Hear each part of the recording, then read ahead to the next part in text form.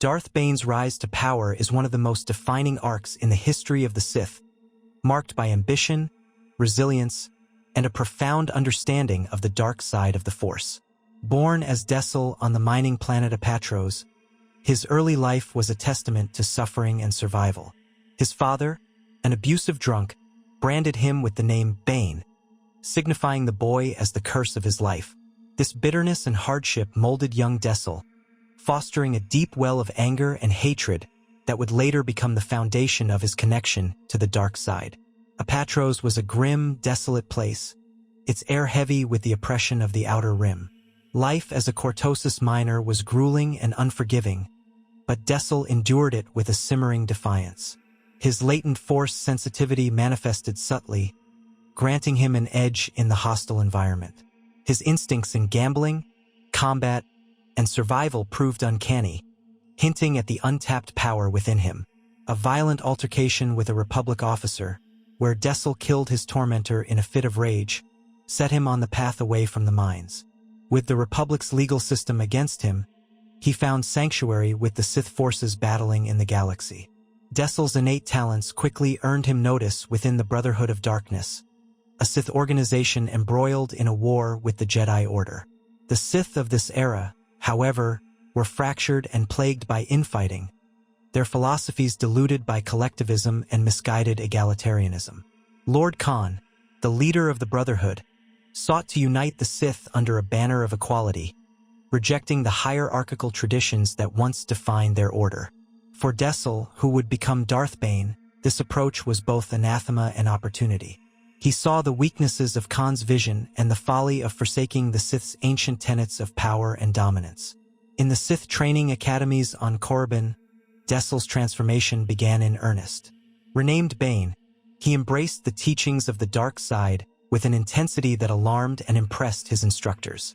Though initially at odds with some of his peers and even doubting his abilities after a humiliating defeat in a lightsaber duel, Bane found strength in studying Sith holocrons and ancient texts.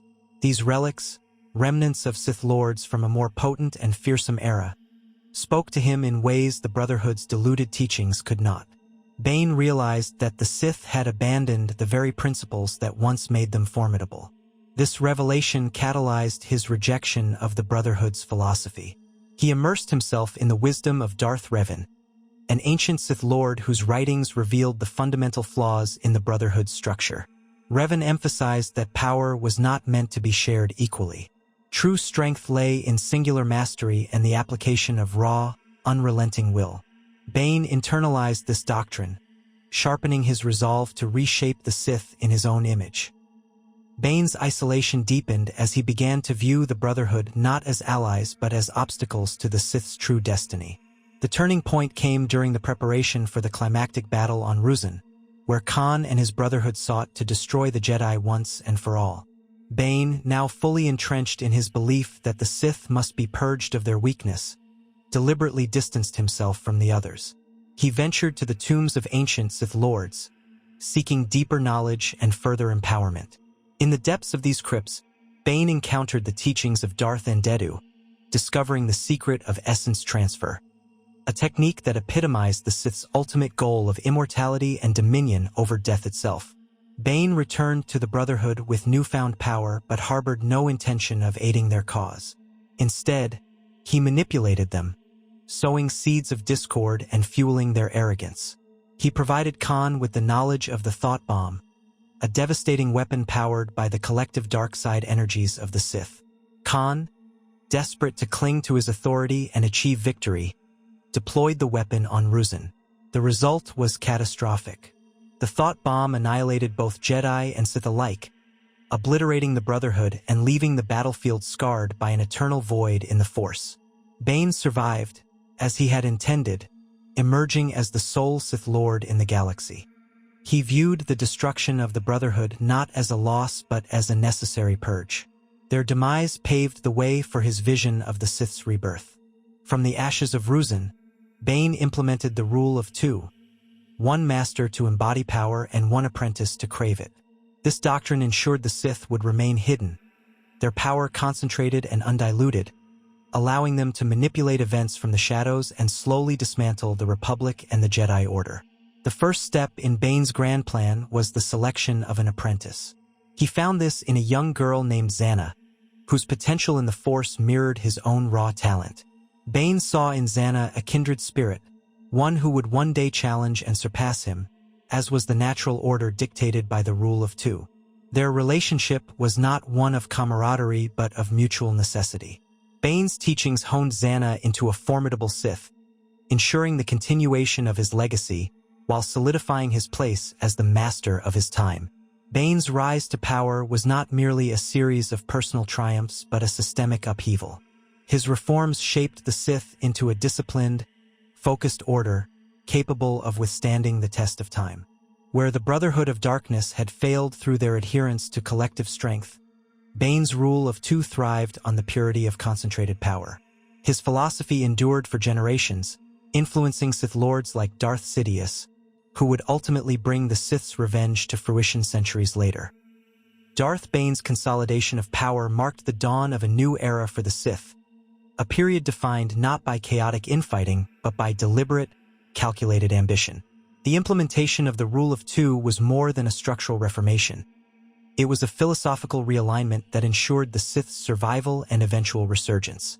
For Bane, however, his mission was far from complete. As the sole architect of this new vision, he faced challenges that would test his resolve, his understanding of the dark side, and his ability to enforce his will upon the galaxy. Training Zannah was an intricate task. Her raw power and potential were undeniable, but she was young, and her loyalty was yet untested. Bane's methods were harsh, designed to instill in her the Sith ideals of self-reliance, cunning, and a relentless pursuit of power. He exposed her to the most esoteric and dangerous aspects of Sith lore, including alchemical experiments and dark side rituals that demanded the utmost precision and control. Failure was not an option. Through this rigorous tutelage, Zannah transformed from a frightened child into a master of deception and manipulation, her mastery of Sith sorcery setting her apart as a unique wielder of the dark side. Despite his success in shaping Zannah, Bane's mind was constantly drawn to the concept of immortality. The Rule of Two, by its nature, demanded the eventual overthrow of the master by the apprentice.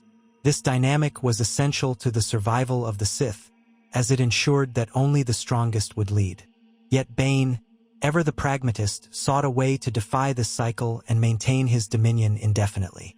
He turned to the holocron of Darth Andedu and the secrets of essence transfer, delving deeper into the arcane mysteries of the Force. However, his pursuit of eternal life was not without consequences. The dark side, a source of immense power, exacted a heavy toll on Bane's physical body. Years of wielding its energy left him increasingly ravaged. His once imposing form weakened and plagued by chronic pain. This deterioration was a source of frustration for Bane, a constant reminder of his mortality and the limits of even his unparalleled strength. It also introduced a dangerous vulnerability that Zannah, as his apprentice, was undoubtedly aware of. The tension between master and apprentice grew as the inevitability of their final confrontation loomed ever closer. Meanwhile, Bane's vision for the Sith required patience and subtlety. The galaxy was vast, and the Jedi remained a dominant force. Unlike the Brotherhood of Darkness, which had waged open war against the Jedi, Bane advocated for a strategy of secrecy and manipulation. The Sith, he believed, would thrive in the shadows, influencing events from behind the scenes while the Jedi and the Republic grew complacent. This strategy demanded not only restraint but also an intricate understanding of galactic politics and the weaknesses of their enemies. Bane meticulously orchestrated his moves, planting seeds of dissent and corruption within the Republic, ensuring that the Jedi's moral authority would eventually crumble under the weight of their own hubris. As years passed, the relationship between Bane and Zannah became increasingly fraught. Zannah, true to the teachings of the Rule of Two, began to see herself as Bane's equal, if not his superior. Her mastery of Sith sorcery and her growing confidence emboldened her to challenge her master's authority. Yet she bided her time, knowing that to strike prematurely would invite failure. Bane, for his part, was acutely aware of the growing threat Zana posed. He encouraged her ambition, knowing it was the essence of the Sith, but he also remained vigilant, determined to eliminate her should she prove unworthy of succeeding him. Their eventual confrontation was inevitable. On Ambria, a desolate world steeped in dark side energy, the master and apprentice engaged in a climactic battle that would determine the future of the Sith. Bane, though weakened by years of physical decline, fought with the ferocity of a cornered predator. He unleashed the full extent of his power, wielding the dark side with a mastery that underscored why he had survived so long. Zana, however, proved a formidable opponent. Her command of Sith sorcery and her relentless determination pushed Bane to his limits. The outcome of their duel remains a subject of speculation and ambiguity. Some accounts suggest that Zana emerged victorious, her mastery of the dark side surpassing even Bane's formidable power. Others propose that Bane succeeded in transferring his essence into Zana's body, effectively continuing his existence in a new form. Regardless of the truth, the result was the same. The rule of two endured, ensuring the Sith's survival and laying the groundwork for their eventual triumph over the Jedi. Bane's rise to power and his subsequent legacy are a testament to his unparalleled vision and determination. His philosophy not only redefined the Sith but also reshaped the galaxy. The rule of two, though brutal and unforgiving, was a stroke of genius that allowed the Sith to adapt and thrive in a universe dominated by their enemies. Bane's actions reverberated through the centuries, culminating in the rise of Darth Sidious and the fall of the Jedi Order. His story is one of transformation, from a downtrodden miner on Apatros to the architect of the Sith's ultimate revenge, a legacy of darkness that would echo across the stars for generations to come.